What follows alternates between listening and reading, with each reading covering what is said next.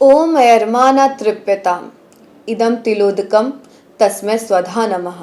ओम मृत्युर्मय अमृत गमया। नमस्कार, मैं हूँ सान्या राज पांडे और आप देख रहे हैं बिहार संवाददाता। आज पितृपक्ष का आखिरी दिन है। 29 सितंबर से पितृपक्ष की शुरुआत हो गई थी।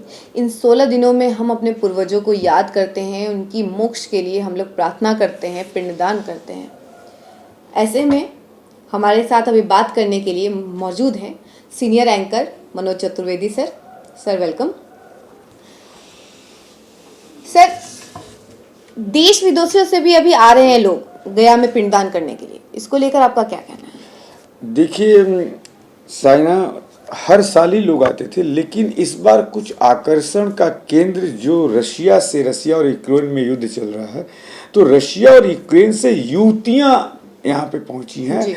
और जब हम लोगों ने उनसे पूछा कि भाई आपके यहाँ तो ये सब कल्चर नहीं है, तो एक जो जवाब उनके अंदर से आया कि हमारे यहाँ जो युद्ध चल रहा है, हमारे जो लोग और सैनिक मारे गए हैं, हमने सुना फल्गु नदी के बारे में, गया के बारे में, और हम चाहते हैं कि हमारे जो सैनिक हैं, हमारे जो लोग मरे हैं, उनको मोक्ष की प्राप्ति हो। यानी कि सानिया, कहीं न कहीं विदेशियों के अंदर भी मोक्ष का ये ज्ञान, मोक्ष समझ में आ रहा है कि नहीं, कहीं ना कहीं आत्मा परमात्मा जिसे ये लोग मानते नहीं थे, अब ये देखने को मिलना शुरू हो गया इस साल से बहुत ज्यादा।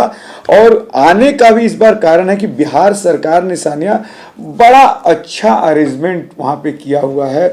जो वहाँ टेंट सिटी लगी है, जो वहाँ पूजा कराने वाले पंडित हैं उन्हें बाकायदे लाइसेंस दिया गया है, किसको कहाँ की क्या जिम्मेवारी है। डीएम जो वहाँ पे हैं बड़ी अच्छी व्यवस्था संभाले हैं, जिसके कारण लाखों लाख लोग पहुँचे हैं। और जैसा आपने बताया ही कि आज उसका अंतिम दिन है। और सबसे बड़ी एक बात मैं आपको जोड़ना चाहता हूँ साइना इसमें, कि आपने देखा होगा कि जो गया लोग आते हैं, जो पौराणिक कथाएं हैं कि माता सीता ने अपने ससुर के लिए पिंडदान किया था, कि बेटे रामचंद्र भी आए थे लेकिन वो सामान खरीदने चले गए। जैसा हम पौराणिक कथाएं सुनते हैं कि चले गए, सूरज अस्त होने लगे तो मुहूर्त खत्म होने लगा, तो राजा दशरथ वहां प्रकट होकर कहे थे कि क्या नहीं दे, मैं मोक्ष, मुझे जल नहीं मिलेगा, मैं मोक्ष नहीं प्राप्त करूंगा। तो बेटे तो आपके हैं नहीं, सीता ने कहा था तो आने दीजिए, तो नहीं तुम बालू, तो सीता माता ने बालू का वहां पिंड दिया था। और 3 लोगों को वहां पे गवाह रखा था, तुलसी, फल्गु नदी और गाय को। लेकिन जब उन्होंने जब केतकी का चार चीजों को रखा था, 4 चीजों को रखा था।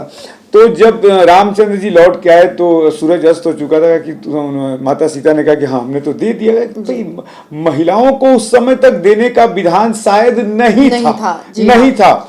लेकिन महिलाएं, सीता माता ने वहां दिया, तब से ये, उसके बाद भी ये विधान बहुत दिनों तक प्रचलन में नहीं था। और जो मैं बात कर रहा था कि वहां पे साक्षी के रूप में, गवाह के रूप में रखा था, लेकिन प्रभु रामचंद्र को देखकर चारों जो गवाह हैं वो पलट गए। तो वहां माता सीता ने श्राप भी दिया। और आपको पता ही होगा कि माता सीता का श्राप जो है आज भी देखने को मिलता है कि तुलसी को आप गमले में लगाइए तो वो बड़ा नहीं अच्छे से ये होती हैं, लेकिन उसको कहीं जंगल झाड़ी गंदे जगह में लगा रहे तो देखिए एकदम पैदा होती रहेंगी। गाय का भी जो उन्होंने दिया था आप देखती हैं, केतकी का फूल का भी आप जानती हैं।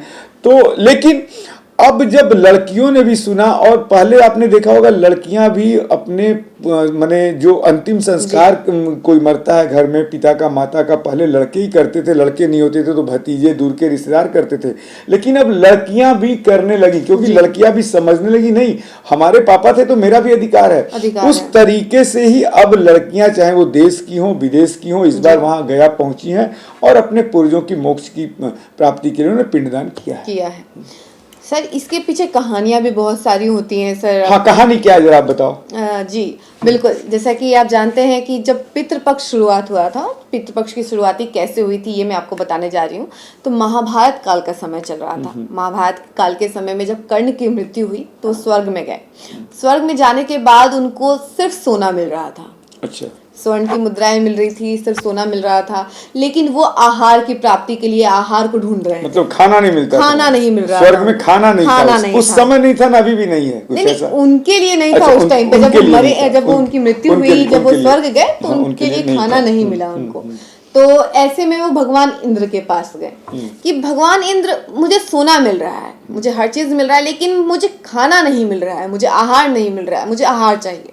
तो ऐसे में भगवान इंद्र ने कहा कि कर्ण, जब तुम जीवित थे, जब तुम धरती पर थे, तब तुमने पिंडदान नहीं किया, तब तुमने पूर्वजों को खाना नहीं दिया, तुमने सिर्फ सोना दान किया, लोगों को सोना दान किया, हर चीज दान किया, लेकिन खाना कभी दान नहीं किया अपने पूर्वजों को, अपने पितरों को तुमने पिंड दान नहीं किया, इसके लिए तुमको खाना या आहार यहाँ पे नहीं मिल रहा है। तब कर्ण ने जवाब दिया कि भगवान इंद्र, मुझे पता ही नहीं था कि मेरे पितृ और पूर्वज कौन है, इसलिए मैंने कभी दान ही नहीं किया खाने का। तो भगवान इंद्र ने उनको अपनी गलती सुधारने का एक मौका दिया। सभी देवताओं ने मिलके फिर उनको भेजा धरती पे वापस 16 दिनों के लिए, और उस 16 दिनों में उन्होंने अपने पूर्वजों की आराधना की और पिंड दान किया, खाना दान किया, आहार दिया उनको।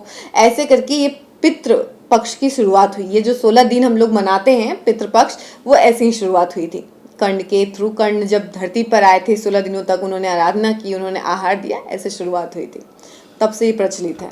तो आप समझ सकते हैं कि सान्या ने एक बड़ी अच्छी कहानी बताई, और कहानी मैं भी बड़ा ये हूँ कि आज ये कहानी मैं पहली बार सुन रहा हूँ। मैं तो ऐसे कहानी जानता था कि सीता जी ने वहाँ पिंडदान किया था, लेकिन ये कर्ण की कहानी आज मेरे लिए नई है जो सान्या ने बताई।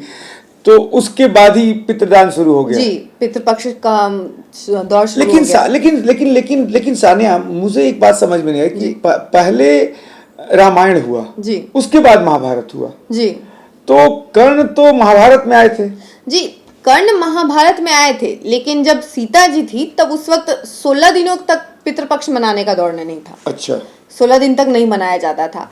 और जब महाभारत का दौर शुरू हुआ, महाभारत आया, तब उस समय से 16 दिनों तक पितृपक्ष का दौर शुरू हो गया। उस टाइम पे जब रामायण काल जब था, तो उस समय सिर्फ पिंडदान एक ही दिन किया जाता था, जिस दिन पितृपक्ष और का बीच बीच में होता देखिए था। हमारे स्क्रीन पर वो तस्वीरें भी चल रही हैं। हम आपको बीच बीच में वो जो वहाँ के पुजारी हैं क्या क्या मंत्र पढ़ते हैं, किस तरीके से देसी विदेशी लोग जो हैं पहुँचे हुए हैं, वो तस्वीरें भी हम आपको दिखा रहे हैं, और बीच बीच में हम चर्चा भी करते रहेंगे इस पर। देखिए तमाम तस्वीरें टेंट सिटी से लेके, और वो तमाम तस्वीरें हम और सानिया आपको मिलके दिखा रहे हैं। जी, आप देख रहे हैं। हाँ बताओ सानिया। सर, एक और क्वेश्चन था। सवाल ये है कि आजकल हम लोग जितने भी भारतवासी हैं, वो अपने कल्चर, अपने धर्म को भूलते जा रहे हैं। वहीं विदेशियों को देख रहे हैं हम लोग कि वो विदेशी जो हैं, जो यहाँ से काफी समय पहले गए थे, उन्हें अब हमारे धर्म की इतनी रिस्पेक्ट कर रहे हैं वो, और हमारे धर्म की पूजा कर रहे हैं, आ रहे हैं, और वो भी आस्था रख रहे हैं। ऐसे में जहाँ हम लोगों के देशवासी जो हैं वो आस्था से अलग हो रहे हैं, वहीं दूसरे लोग जो हैं, विदेशी लोग जो हैं, वो आस्था रख रहे हैं अभी भी धर्म में।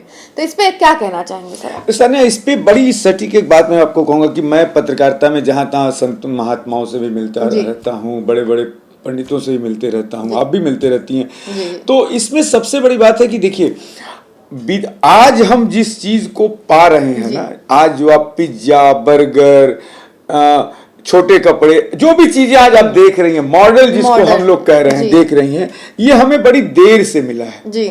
और यही विदेशियों को सब कुछ, ये टीवी, फ्रिज और ओवन, ये विदेशियों के लिए कोई मायने नहीं रखता है। वो थक चुके हैं, पब, शराब, मदिरा, मांस, इन सब चीजों से वो थक चुके हैं, और वो अब शांति खोजते हैं कि आखिर जीवन में है क्या, जीवन का लक्ष्य क्या है, वो अब इसमें। और हमें ये चीजें अभी 21वीं सदी में मिली हैं जी। तो जब हम भी इसके माने बहुत ही ज्यादा, जब इसका, मैं उसको नहीं कहते कि अनैथ हो जाना, एक भोजपुरी का वर्ड है, कि जब हम बहुत ज्यादती इस पे कर देंगे तो हमारे अंदर भी वो एक वैराग्य आएगा कि भाई कुछ दिखता नहीं है, ये पिज्जा तो वैसी रोटी के जैसा, तो हम भी फिर उसी तरीके से आगे बढ़ना शुरू करें। क्योंकि देखिए, भारतवर्ष में विदेशियों के आने का मतलब ही है कि ये जो धरती है वो बहुत, ये कहा ही जाता है कि भारत में जन्म लेना माने ऋषि मनुष्य की धरती पे जन्म लेना। यहाँ सब कुछ संसाधन है, तपस्या यहाँ के ऋषियों ने किया। विदेश में आपको ऋषियों की तपस्या की कहानी नहीं मिलेगी।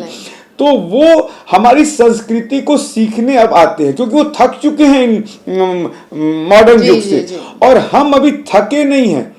जिसके कारण हम अपने संस्कृति और समाज को छोड़ के और अभी भोग Western विलास में culture, लगे हैं। और आपको याद होगा कि रजनीश एक बहुत बड़े जी। ये थे, दार्शनिक थे, उन्होंने एक अपनी किताब लिखी है संभोग से समाधि।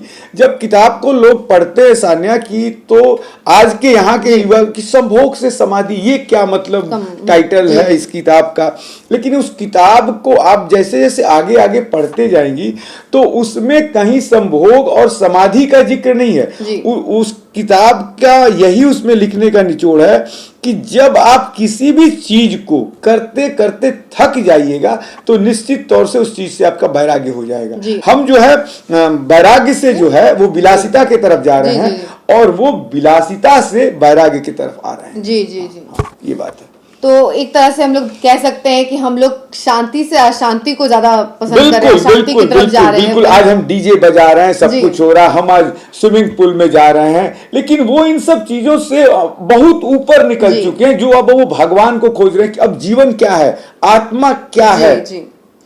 कह सकते हैं, हाँ बताएं जी, कह सकते हैं कि हाँ, रोटी जितना सुकून रोटी में मिलता है उतना पिज्जा में नहीं मिल सकता। ये शायद उन विदेशियों को समझ में आ गया है। बिल्कुल कि बिल्कुल, कितना भी पिज्जा खा ले लेकिन सुकून रोटी में ही मिलेगा। बिल्कुल, जो रोटी से हमको शांति मिलती है। और ये भी नहीं है, आप कभी बनारस की गलियों में चले जाइए, बनारस के घाटों में चले जाइए, इलाहाबाद चले जाइए, जहां जहां जो तीर्थ स्थल हैं, आप विदेशियों को देखिएगा कि प्योर वेजिटेरियन, वो अपना बैग पीठ पर लाद के एप्पल और केला लेके रास्ते में खाते हुए चलते हैं और भारत का दर्शन करते हैं। और हम क्या होता है, हम जब नया साल आएगा, रामनवमी आएगी, तो हम इंतजार करते हैं कि आज रामनवमी है, अरे आज तो 10वीं अब होगा, 10 दिन का इंतजार हुआ, आज बलि चढ़ेगी, हम खाएंगे। लेकिन वो इससे भी अलग अब जा रहे हैं। हाँ, अब तो उसकी भी मतलब एक तरीके से रिस्पेक्ट नहीं होती है। जब सावन आता है तो सोचते हैं यार 2 महीने तक कौन इंतजार करेगा, 1 महीने तक कौन इंतजार करेगा, चलो इसमें खा लेते हैं, क्या ही होता है।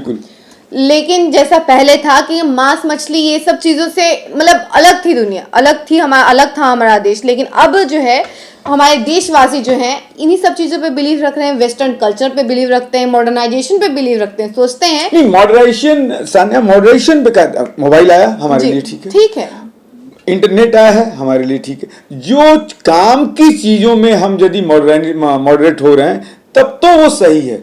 बेफजूली का जो हम दिखावा कर रहे हैं ना कल्चर का, वो बड़ा आने वाले समय में कुछ मैंने दूसरे तरीके का संकेत लेके आ रहा है। अब देखिए यहीं पे लिविंग रिलेशनशिप, अब ये सब कहाँ सुनने को इंडिया में मिलता था, विदेशों में सुनने को मिलता था। लेकिन आजकल विदेशों में शादियां जो हैं वो एकदम देख सुन के वहां की लड़कियां कर रही हैं शादी। वो यहाँ तक कि विदेशियों में इंडियन लड़कों से वो शादी करना चाहते हैं, क्योंकि इंडियन लड़कों को सबसे ज्यादा ईमानदार माना जाता था। लेकिन आज वही इंडियन लड़के अपने आप को अलग साबित कर रहे हैं कि लिविंग रिलेशन में रह रहे हैं, बहुत सी बातें हो रही हैं। तो ये सब चीजें हमें ध्यान देना पड़ेगा। जी वही ना, विदेशी लोग जो है वो इंडियन कल्चर के हिसाब से शादी कर रहे हैं, 7 फेरे ले रहे हैं। बिल्कुल। और वही हमारे देश के लोग ये 7 फेरों का भी मजाक बना रहे हैं, शादियों का मजाक बना रहे हैं। आज शादी कल तलाक, आज भाई साथ में है तो कल ब्रेकअप हो जाता है, यही होता है अक्सर हमारे देश में। हम अपनी संस्कृति भूल रहे हैं। और जब तक हम आने वाले दिनों में यदि अपनी जिस देश की संस्कृति नहीं बची सान्या, उस देश का कुछ भी नहीं हो सकता।